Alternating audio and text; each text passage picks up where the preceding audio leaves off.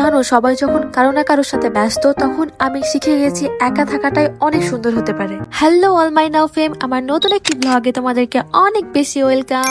আমি একা থাকতে, একা ঘুরতে, একাই অনেক বেশি স্বাচ্ছন্দ্য বোধ করি, কারণ যখনই আমি কারোর আশা করব তখনই আমাকে কষ্ট পেতে হবে। যাই হোক, আমার পছন্দের খাবার খেয়ে আমি একটু বাজারে যাই একটা 99 টাকার দোকানে, আর সেখানে শুধু 99 টাকা না, এর উপরেও জিনিসপত্র পাওয়া যাচ্ছিল, মানে এর দাম এর চেয়ে বেশি দামের। আর এখানে খুব সুন্দর সুন্দর জিনিস ছিল, বাট আমি যেটা খুঁজছিলাম সেটা পাই নাই, তাই আমি বাসায় চলে আসি। তবে আমি বাজার থেকে খালি হাতে ফেরার মানুষ একদমই না।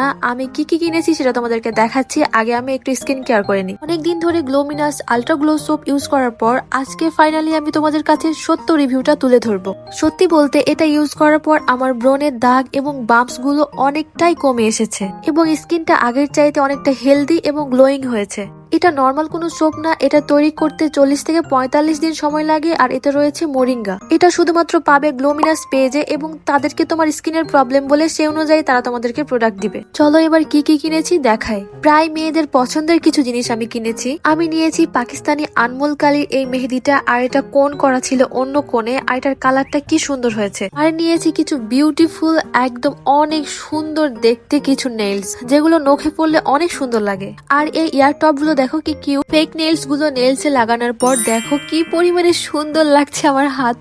তোমরা বলো সুন্দর লাগছে না? প্রত্যেকটাই অনেক বেশি সুন্দর। আর এগুলো আমি নিয়েছি হেনা গ্লাম অফ মিম এই পেজ থেকে। এখন আমি তোমাদেরকে দেখাই যে বাজার থেকে আমি কি কি কিনেছি। আমি খুব অল্প বাজার করেছি। আমি জাস্ট 2টা নেক পিস কিনেছি হিজাবের সাথে পরার জন্য। লং থাকে না, লং টাইপের, এগুলো দাম ছিল 220 টাকা করে। আর আমি এই ট্রান্সপারেন্ট কাপ পিরিস গুলো কিনেছি, এটার দাম নিয়েছে 120 টাকা। যাই হোক, এবার আমি আমার পুকি মাগটা, যেটা হ্যালো কিটি একটা মাগ, আর সবাই তোমরা অনেক পছন্দ করেছো, এটাতে আমি এখন একটু কোল্ড কফি বানিয়ে নিচ্ছি, আমার পছন্দের কোল্ড কফি। কারণ আমি এখন একটু পড়তে বসবো, কিন্তু আমার অনেক বেশি ক্লান্ত লাগছিল। ভাবলাম যে একটু মন ফ্রেশ করার জন্য একটু কফি বানিয়ে নিই। আর কোল্ড কফি যেহেতু আমার ভালো লাগে, তাই পড়তে ভালো লাগবে আর মনটাও ফ্রেশ লাগবে। আমার এক্সাম বারবার পিছিয়ে যাচ্ছে, এখন ফাইনালি এক্সাম হবে আর কয়েকদিন পরে। আর আমার এত বেশি প্রেসার পড়ছে, এরপরও সবকিছু চালিয়ে যেতে হচ্ছে। অলরেডি রাত 4টা বেজে গেছে। আমি ভাবলাম না আর কোনোভাবে জেগে থাকা সম্ভব না আমার পক্ষে, একটু ঘুমাই। আর আজকের ব্লগ এ পর্যন্তই।